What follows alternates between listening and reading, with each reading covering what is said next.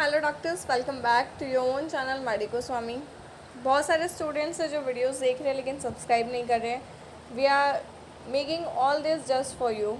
Continue करते हैं जो practice of medicine preventive and social medicine का हम लोग जो सीरीज़ चला रहे थे ओवरव्यू का, उसी को already we have discuss 20 chapters. अगर आप लोगों ने नहीं देखे तो आप वो जा कर के देख लो, तो आपको एक आइडिया लग जाएगा कि शॉर्टली किस टॉपिक में क्या है और कौन से चैप्टर में आपको किस टॉपिक्स को ज़्यादा इंपॉर्टेंस दे करके पढ़ना है और किन टॉपिक्स को आप स्किप भी कर सकते हो। कई बार ऐसा होता है जब हम लोग एग्ज़ाम लिखने बैठते हैं ना, तो जब हमने पूरी चीज़ें पढ़ी भी होती है नहीं भी पढ़ी होती, बहुत सारा स्ट्रेस होता है, इतने सारे एग्जामिनेशंस देने होते हैं, हमें सीएम का लास्ट पेपर होता है, तो अपने आप में ही एक थोड़ा सा डर बेचैनी सा बना होता है। लेकिन जब आपने कुछ सुना हुआ होता है वो आपको एट द टाइम अगर याद आ जाए ना, तो आपका वो पूरा पेपर बन सकता है। सोचो हम लोगों की 1.5 साल की मेहनत और वो 3 घंटे में अगर हमें चीज़ें याद ना आए तो एक ब्लंडर ही होता है वो। तो बहुत अच्छे से पढ़ो, मैं यही चाहती हूँ हमेशा, हर बैच से मैं यही कहती हूँ कि बहुत अच्छे से पढ़ो। बाकी सारी चीज़ों के लिए हमारे पास बहुत समय है, लेकिन ये जो आपका महीना 1.5 महीना है ना, दिस कैन मेक यू और ब्रेक योर लाइफ।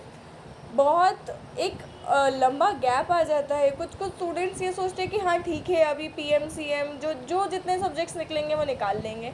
प्लीज़ ऐसा थिंकिंग लेकर के मत चलो, क्योंकि हमें नहीं पता है पेपर कैसा आएगा, उस टाइम हमारी कंडीशन क्या रहेगी, क्या याद आएगा, क्या लिख पाएंगे, एग्ज़ामिनर कैसे पॉइंट ऑफ व्यू से चेक करेगा, कितने मार्क्स देगा। तो ये सारी चीज़ें बहुत ज़्यादा मायने रखती है। तो कभी भी ये नहीं सोचो कि 6 महीने बाद वाली एग्ज़ाम में निकाल लेंगे। वो 6 महीने ना आपकी लाइफ पूरी तरीके से बिगाड़ के रख देते, बहुत पीछे हो जाते हो आप, बहुत सारे टेंशन्स होते, बॉयज़ की लाइफ में भी और गर्ल्स की लाइफ में भी। You are at the age जहाँ घर वाले कभी शादी की बात करते हैं, तो कभी जॉब की बात करते हैं, तो कभी लोगों को लगता है अरे डॉक्टर बन गए हो, कितना कमा रहे हो। तो ये सारी चीज़ें हमारे माइंड पर एक अलग तरीके का मेंटल प्रेशर क्रिएट करती है। इसलिए अभी सारी बकवास चीज़ें छोड़ करके सिर्फ और सिर्फ स्टडी पर फोकस कर लो। रेस्ट इज़ योर लाइफ, आप जो करना चाहें आप वो कर सकते हैं। Okay, chapter number 21, that is health care of the community.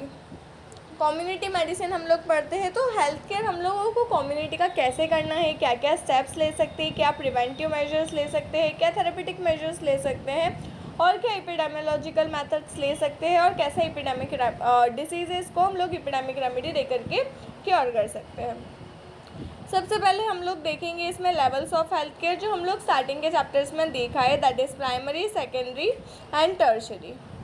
उसके बाद आएंगे changing concept, comprehensive health care. इसमें क्या होता है, एडिक्वेट प्रिवेंटिव, क्यूरेटिव और प्रोमोटिव हेल्थ सर्विसेज देना है हमें। बेनिफिशरीज जितने ज़्यादा क्लोज हो उतना अच्छा है। Has the widest corporation between the people, the service and the profession. जो प्रोफेशंस में आपको हेल्थ केयर बेनिफिट्स मिलते हैं उसके बारे में भी बात यहाँ होती है। वल्नरेबल और वीकर सेक्शंस कम्युनिटी के जो होते हैं उन पर ज़्यादा ध्यान दिया जाता है। Create and maintain a healthy environment both in homes as well as at work places. पहले के आप लोग गवर्नमेंट ऑफिसेज, गवर्नमेंट सेक्टर की जितनी भी चीज़ें हैं उनको देखोगे और आज देखोगे, you will find a drastic change. क्यों? क्योंकि गवर्नमेंट ने वो स्कीम्स लाई है जिसकी वजह से वो अपनी ही नीतियों में सुधार ला सके। तो अभी अगर हम लोग किसी भी सिविल हॉस्पिटल में जाते हैं तो हम लोग देखते हैं थोड़ा वहाँ सफाई होता है, थोड़ा काम सिस्टमेटिक होता है पहले के कंपैरिजन में। बहुत परफेक्ट तो अभी भी नहीं है, लेकिन पहले के कंपैरिजन में बहुत ज़्यादा अच्छा काम होने लगा है।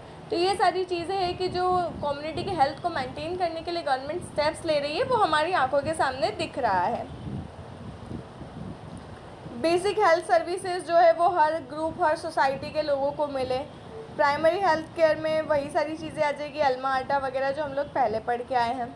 अब प्राइमरी हेल्थ केयर के क्या क्या एलिमेंट्स हैं या क्या चीज़ें हैं जो प्राइमरी हेल्थ केयर में देनी चाहिए या मिलती हैं। एजुकेशन करना है, पीपल्स को एजुकेट करना है कि क्या हेल्थ प्रॉब्लम्स चल रही है और कैसे उनको कंट्रोल किया जा सकता है, कैसे उनको प्रिवेंट किया जा सकता है। फूड सप्लाई आपको अच्छा लेना है, प्रॉपर न्यूट्रिशन के बारे में उनको बताना है। जो आशा होते हैं उनका काम यही होता है मेजरली। एडिक्वेट सप्लाई हो रहा है उनके रीजन में सेफ़ वाटर का या नहीं ये देखना है। मैटरनल चाइल्ड हेल्थ प्रॉपर है या नहीं, फैमिली प्लानिंग हो रही है या नहीं, पता चला कि एक घर में हर एक साल में ही विदाउट एनी गैप 3 से 4 बच्चे, तो वहाँ जा कर के आपको बताना है प्रॉपर फैमिली प्लानिंग क्या है और क्या फैमिली प्लानिंग की नीड है। इम्यूनाइजेशन करना है, उनको अलर्ट करना है कि इम्यूनाइजेशन के क्या बेनिफिट्स है क्या नहीं है, क्योंकि जो छोटे शहर के लोग होते हैं ना, उन्हें इतना नहीं होता है, वो लोग बहुत मासूम होते हैं। कुछ लोग उनको गवार बोलते हैं, वो लोग गवार नहीं होते, वो लोग मासूम होते हैं कि वो हर किसी पर ट्रस्ट कर लेते कि अच्छा ये ऐसा कह रहे तो सच में इस इंजेक्शन को लगाने से कुछ गड़बड़ी होगी। और वो अपने लोगों से इतना प्यार करते हैं ना कि वो नहीं चाहते कि उन्हें हम खो दें। जो ये ज़्यादा सो कॉल्ड एजुकेटेड लोग होते हैं और उनका मजाक उड़ाते हैं ना, सच में we should slap those people. Rather far apart, बहुत अलग है टॉपिक से, लेकिन जो मेन उनका कोई भी चीज़ करना या ना करना एक डर हो जाता है। क्यों? क्योंकि उनके पास ज़्यादा पैसा नहीं होता और ना वो लोग पैसों को इतना इम्पोर्टेंस देते हैं जितना सो कॉल्ड एजुकेटेड लोग देते हैं। जब भी आप किसी गांव में जाओगे ना, वो आपको बहुत प्यार से, बहुत सम्मान से अपने घर में बुलाएंगे, खाना खिलाएंगे, बैठाएंगे। लेकिन अगर आप किसी भी अच्छे रिच इंसान के घर चल जाओ ना, वो आपके पास 5 मिनट भी नहीं बैठेगा। आप जाओगे, आप उसके हॉल में उसका वेट करते रहोगे, फिर वो आएगा, फिर कोई पानी लेके आएगा। लेकिन आप अगर किसी नॉर्मल से गरीब से घर में जाओगे ना, आपको एक बहुत अच्छी वाली रिस्पेक्ट मिलेगी और आपको बहुत खुशी होगी। आप जैसे ही जाओगे, जितने भी लोग हैं घर में सब आपसे मिलने आ जाएंगे। कोई आपके लिए कुछ खाने के लिए लाएगा, कोई कुछ पीने के लिए लाएगा, कोई आपको कुछ दिखाएगा, वो सारी अपनी चीज़ें शेयर कर देंगे आपके साथ। तो वो एक प्यार जो होता है ना, वो बांधे रखता है किसी को भी। इसलिए money is not always important in life. What is more important than money is the love and care and affection for our family, और दूसरों के लिए भी होना चाहिए। तो इम्यूनाइजेशन के लिए उनको प्रेरित करना है। जो लोकल एंडेमिक डिसीजेस चल रही है उनको उसके बारे में बताना है कि ये क्या है, क्यों हो रही है, कैसे कैसे आपको इससे परेशानियाँ हो सकती है और इसका बचाव क्या है।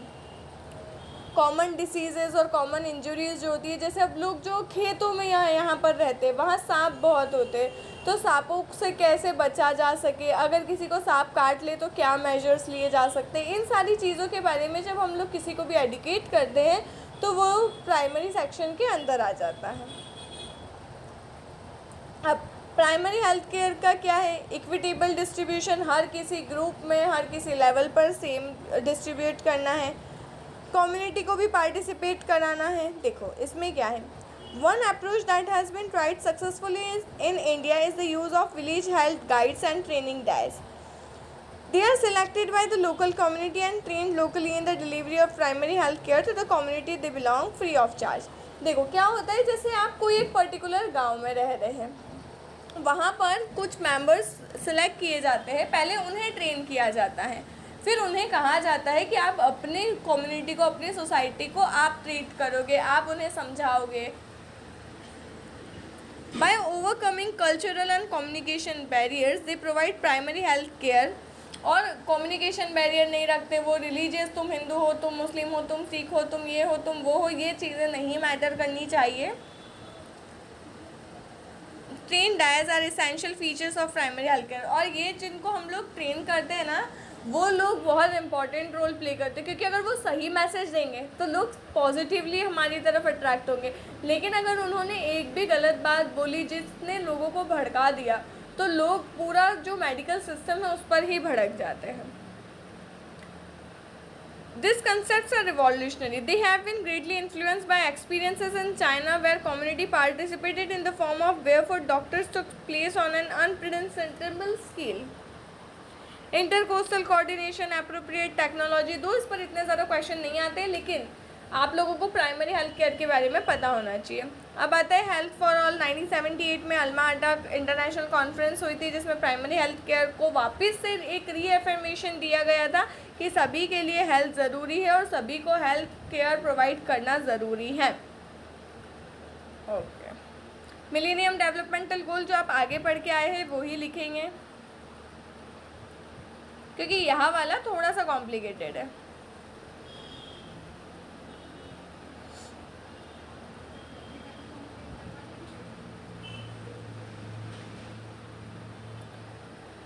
ठीक है, इन पर इतने क्वेश्चंस नहीं आते बेटा लोगों।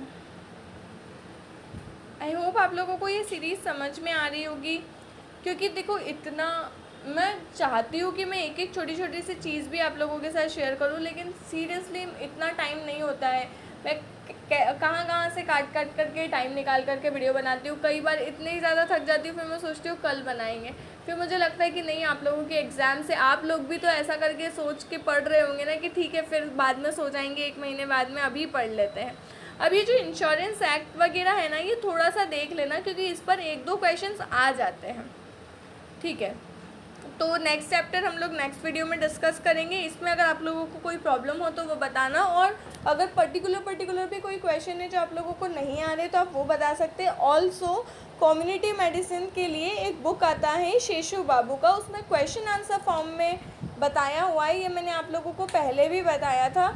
अभी आप लोगों के पास सफिशिएंट टाइम है तो अगर पॉसिबल हो तो आप वो बुक लेकर के भी पढ़ सकते हो, उसमें बहुत अच्छे से लिखा हुआ है, तो आप लोगों को इतना पूरा बुक पढ़ने में परेशान नहीं होना पड़ेगा।